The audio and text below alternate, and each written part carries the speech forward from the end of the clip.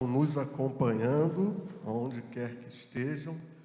É uma bênção, né, uma alegria poder meditar na palavra de Deus, poder refletir na palavra de Deus, porque ela é o nosso guia, né?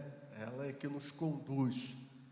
Ainda que na caminhada cristã, né, depois de algum tempo, a gente precisa de um renovo, né, na nossa vida. É a Bíblia que nos orienta, ela que nos faz relembrar daquilo que havíamos aprendido, ela que nos faz, caso a gente esteja se desviando, ela que nos faz voltar para o caminho, para a direção correta. Então nós louvamos a Deus pela oportunidade que temos de refletir na palavra de Deus, de meditar na palavra de Deus. E nessa noite eu gostaria de refletir sobre o papel nosso, né? A nossa missão, nosso papel como igreja do Senhor. Qual foi o papel que o Senhor nos confiou como igreja dele? O que significa ser igreja do Senhor? Por isso eu convido a todos que abram suas Bíblias no livro de Mateus, capítulo 16, versículo 18. Eu sei que muitos sabem de cor, mas nós estaremos fazendo a leitura desse texto. Mateus, capítulo 16, versículo 18. Primeiro livro, né, do Novo Testamento. Diz assim o texto: também eu te digo que tu és Pedro, e sobre esta pedra edificarei a minha igreja, e as portas do inferno não prevalecerão contra ela. Vou repetir. Também eu te digo que tu és Pedro, e sobre esta pedra edificarei a minha igreja, e as portas do inferno não prevalecerão contra ela. Nós sabemos que esse texto aqui, né, essa sentença que o Senhor ele pronunciou, foi no contexto de um diálogo que ele estava tendo, Jesus, com os seus discípulos. Ele pergunta aos seus discípulos o que as pessoas estavam falando acerca dele, né? O que estava chegando aos ouvidos dos discípulos acerca daquilo que estavam falando de Jesus. Então, cada um falou o que estava ouvindo, e depois Jesus perguntou, se voltou para os discípulos e perguntou: e vocês? O que vocês acham que eu sou? O que eu sou para vocês? Então, Pedro respondeu a ele, dizendo, né, também te digo, dizendo que tu o Filho do Deus vivo, né, que tu és o Cristo, o Filho do Deus vivo. E aí Jesus volta-se para Pedro, dizendo, também te digo que tu és Pedro, e sobre esta pedra edificarei a minha igreja. Então há um consenso entre nós, os cristãos evangélicos protestantes, de que quando Jesus estava falando com Pedro, dizendo que sobre esta pedra edificarei a minha igreja, ele estava falando sobre a afirmação de Pedro, ou sobre a própria pessoa de Jesus. Ele iria edificar a sua igreja. Não seria sobre a pessoa de Pedro que ele iria edificar a sua igreja. Seria sobre aquela afirmação que Pedro falou, de que Cristo era o Filho do Deus vivo. E quando Jesus disse isso, ele estava falando, né? A Bíblia estava recitando, estava falando pela primeira vez a palavra igreja. Então, o que seria uma igreja naquela época? A igreja, né, ou eclésia, tem um significado, o significado do nome é chamados para fora. Então, as pessoas costumavam usar esse termo, para quê? Para fazer as reuniões nas praças onde elas iriam decidir alguma coisa, onde elas iriam deliberar sobre os assuntos da cidade. Então é por isso que o significado é chamados para fora. Quer dizer, as pessoas iriam sair das suas casas, iriam se reunir nas praças, iriam resolver as situações ali da cidade, iriam deliberar sobre as situações da cidade. Então era uma congregação, era um ajuntamento de pessoas. Esse era o termo conhecido referente à igreja. Então Jesus usa esse termo comum naquela época para referir-se à igreja que ele ia formar, ao grupo que ele iria formar, para denominar os seus discípulos que viriam, tanto os discípulos daquela época, quanto os discípulos que viriam depois. Então, era como se Jesus estivesse dizendo, olha, os gregos têm a sua igreja, né? Os judeus têm a sua igreja, porque eles se reúnem para decidir alguma coisa, eles fazem um ajuntamento, eles se reúnem em congregação. Mas eu vou montar a minha igreja, eu vou edificar a minha igreja. Isto é, Jesus não iria formar um grupo como outro qualquer, como aqueles que eles estavam acostumados a vivenciar, a experimentar e a ver. Jesus iria formar ali e iria formar, a partir dali, um grupo especial, um grupo de discípulos dele. Então Jesus usa esse termo eclésia. Jesus usa esse termo para dizer que iria formar a sua congregação, que iria ali formar o seu povo. E isso é muito importante a gente entender que nós somos o povo de Jesus, que nós seguimos a Jesus, que nós somos discípulos de Jesus, que nós somos imitadores de Cristo. Então nós somos a igreja do Senhor. Então chegaria um tempo em que a promessa de Joel 2:28 iria se cumprir, em que o Espírito Santo ia descer sobre toda a carne. E depois teve a promessa de Jesus em Atos 1:8, que quando ele disse para os discípulos, recebereis poder ao descer sobre vós o Espírito Santo e ser-me-eis minhas testemunhas. E essa promessa se cumpriu em Atos 2. Então, aquele grupo de discípulos que iria ser formado, eles não iriam estar abandonados e sozinhos. Eles iriam conduzir ou dar continuidade à obra de Cristo aqui na terra, e iriam proclamar as suas verdades sobre a direção, sobre a orientação do Espírito Santo e pelo poder do Espírito Santo. Então, a igreja iria ser conduzida pelo poder do Espírito Santo. A igreja, ela não seria um ajuntamento qualquer. A igreja não seria uma reunião de pessoas qualquer. Ela seria o povo de Deus conduzida pelo Espírito Santo.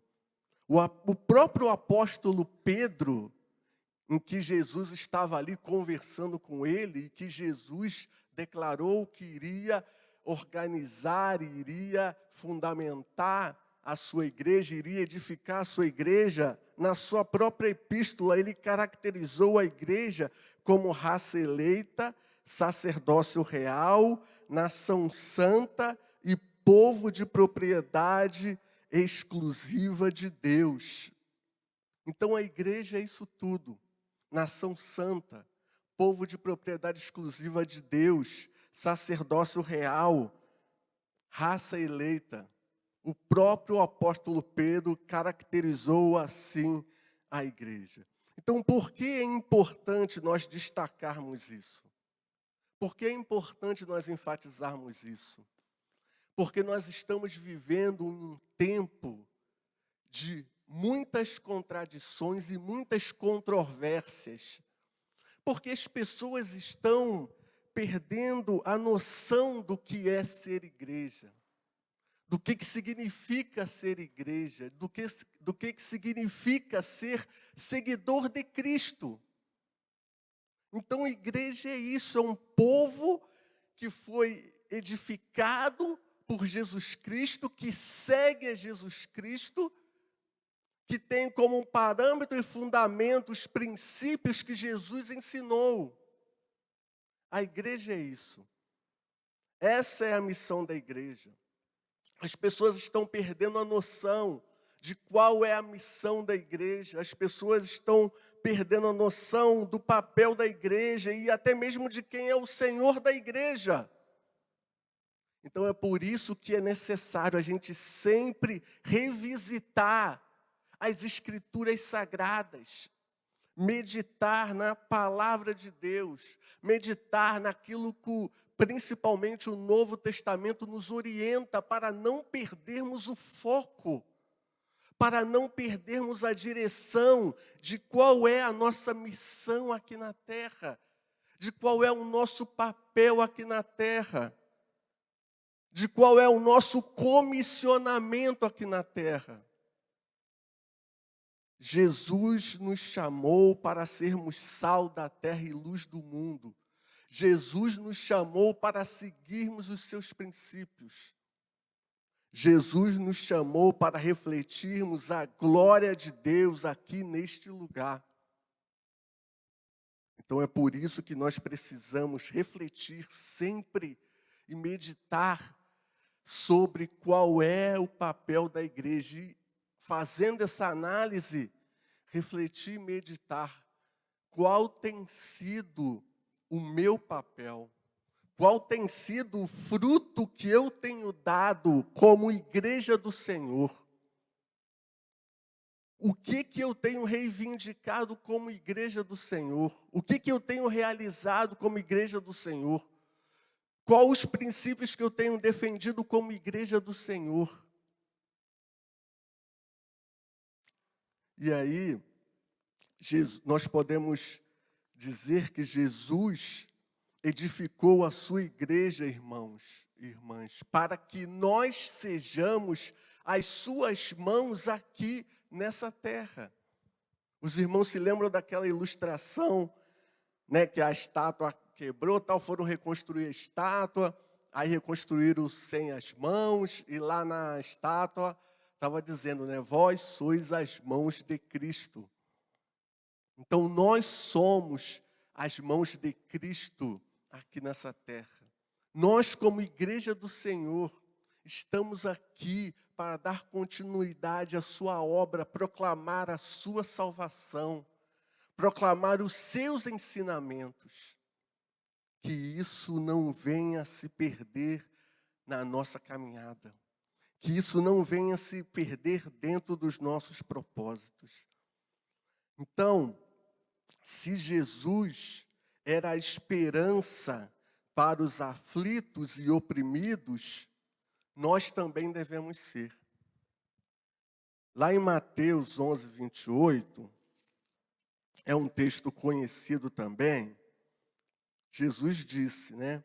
Vinde a mim todos os que estáis cansados e sobrecarregados, que eu vos aliviarei. Tomai sobre vós o meu jugo e aprendei de mim, porque eu sou manso e humilde de coração, e achareis descanso para a vossa alma, porque o meu jugo é suave e o meu fardo é leve. Então Jesus estava trazendo esperança para aqueles, e ele fala isso aqui dentro de um contexto em que as pessoas estavam cansadas de carregar o fardo da religiosidade, o fardo da religião, porque os fariseus daquela época, os escribas, os religiosos, queriam impor às pessoas um fardo e um peso que nem eles mesmos conseguiriam suportar. Então colocava centenas de mandamentos e proibições sobre a vida das pessoas. Então Jesus fala dentro desse contexto em que as pessoas estavam cansadas de viver debaixo de uma religiosidade. que não levava a lugar nenhum. E hoje em dia, muitas pessoas vivem sob o jugo da religiosidade. Então, para essas pessoas que vivem debaixo do jugo da religiosidade, nós precisamos ser a esperança, assim como Jesus foi a esperança para aquelas pessoas. Assim como Jesus disse para essas pessoas, chamando essas pessoas: vinde a mim, vós que estáis cansados e sobrecarregados. E nós devemos proclamar para as pessoas: vocês que estão cansados do jugo da religiosidade, estão cansados do jugo da religião, vão até Jesus. Porque o jugo de Jesus é suave e o fardo é leve. Como eu falei, há muitas pessoas vivendo debaixo do jugo da religiosidade. Pessoas que são escravas de rituais, superstições e crendices.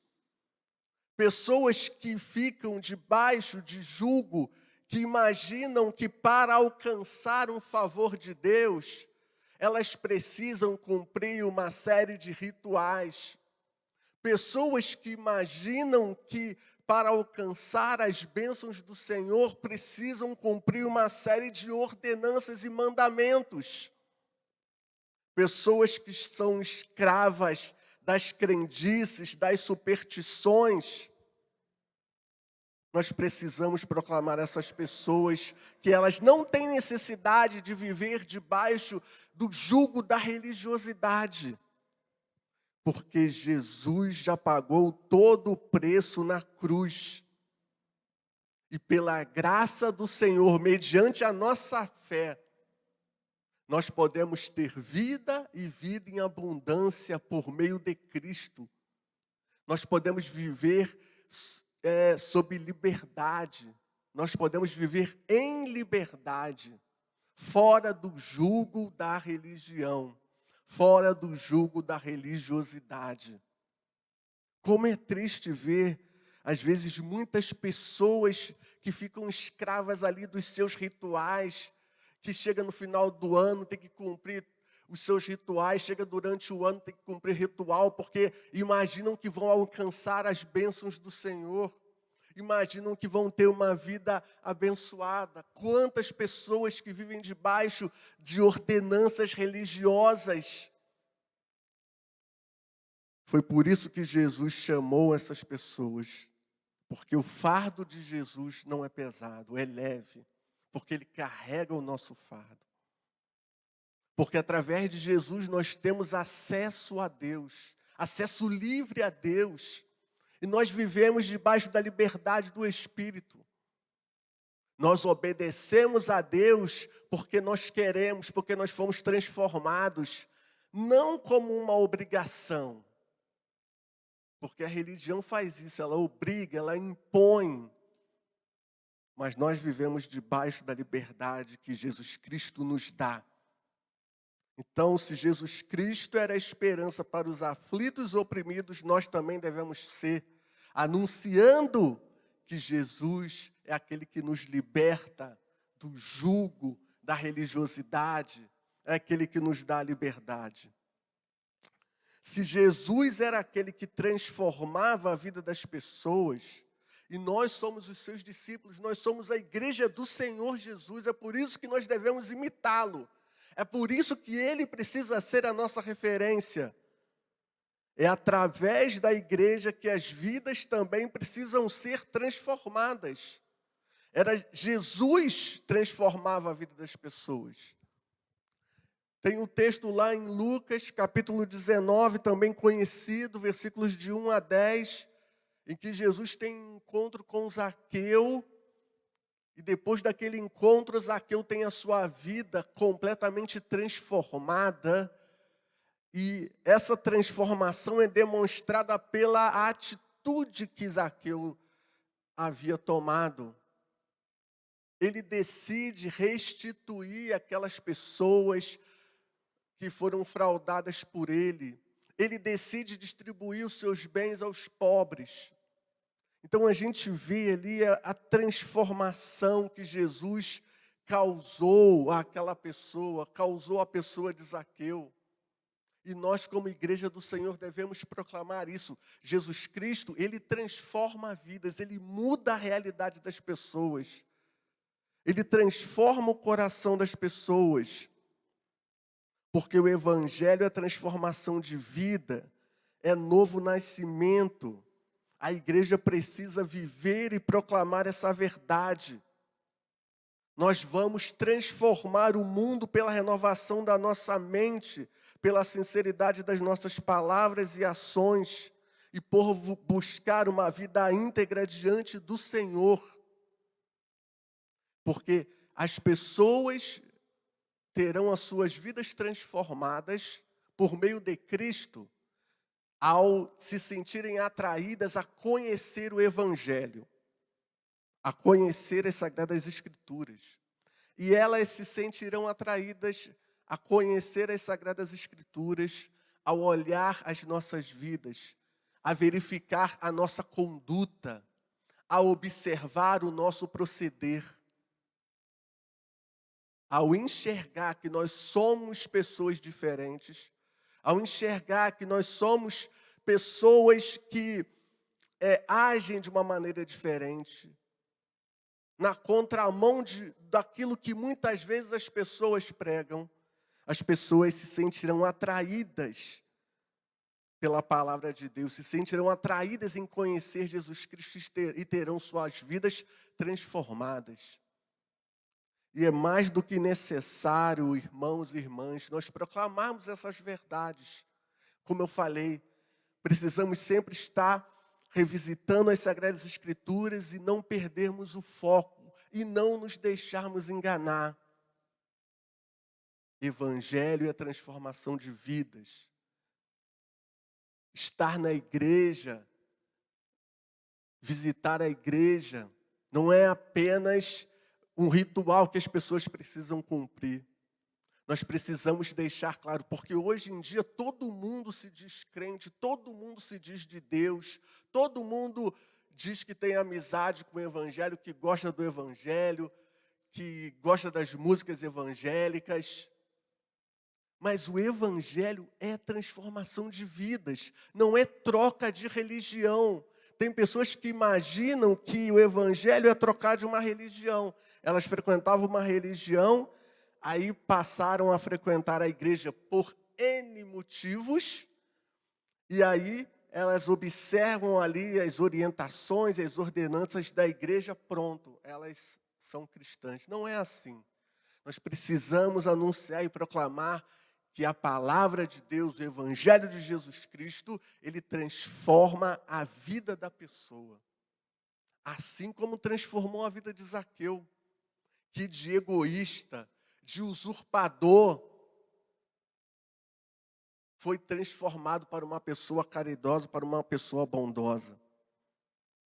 Então, se Jesus era o que transformava vidas, é através de nós, a igreja, que as vidas também serão transformadas.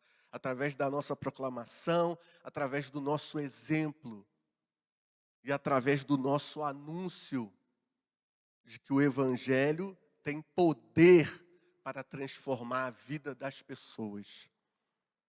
E o último ponto, se Jesus Cristo era o que proclamava e vivia o amor, e nós somos a igreja dele, a igreja precisa também experimentar essa realidade de viver e proclamar o amor. O texto de referência que eu gostaria de deixar para os irmãos é 1 João, capítulo 4, versículos de 7 a 9. 1 João 4, de 7 a 9 diz: Amados, amemo-nos uns aos outros, porque o amor procede de Deus, e todo aquele que ama é nascido de Deus e conhece a Deus. Aquele que não ama não conhece a Deus, porque Deus é amor. Nisso se manifestou o amor de Deus em nós, em haver Deus enviado o seu Filho unigênito ao mundo para vivermos por meio dele. Nós, como igreja, precisamos ser conhecidos pelas manifestações e atitudes de amor, de compaixão, de misericórdia. Nós precisamos repensar o nosso conceito. Se não for assim, se não imaginarmos desse jeito, se nós não temos esse propósito, nós precisamos repensar o nosso conceito do que é ser discípulo, ser cristão e ser seguidor de Jesus Cristo. Porque não adianta eu ser apenas um religioso de uma certa denominação se eu não busco agir com amor, com misericórdia, com compaixão para com todas as pessoas. Se eu não procuro vivenciar o amor, se eu não procuro fazer com que o amor não se torne apenas palavras soltas ao vento, mas eu preciso agir e viver com amor. Eu preciso agir e viver com misericórdia. Isso é claro, a gente se lembra também daquela passagem que Jesus fala sobre o bom samaritano, em que 2 religiosos haviam passado antes, e aquele homem que estava ali caído, tinha sido vítima de assaltantes, eles passaram de largo, só observaram, o único que parou foi o samaritano. Aquela lição ali que Jesus nos deixa é clara. Nós precisamos demonstrar o amor, a compaixão, a benevolência, a misericórdia. E isso é importante enfatizar porque, às vezes, as pessoas que se dizem de Deus, que se dizem cristãs, que se dizem do Senhor, não agem dessa maneira, não atuam dessa maneira.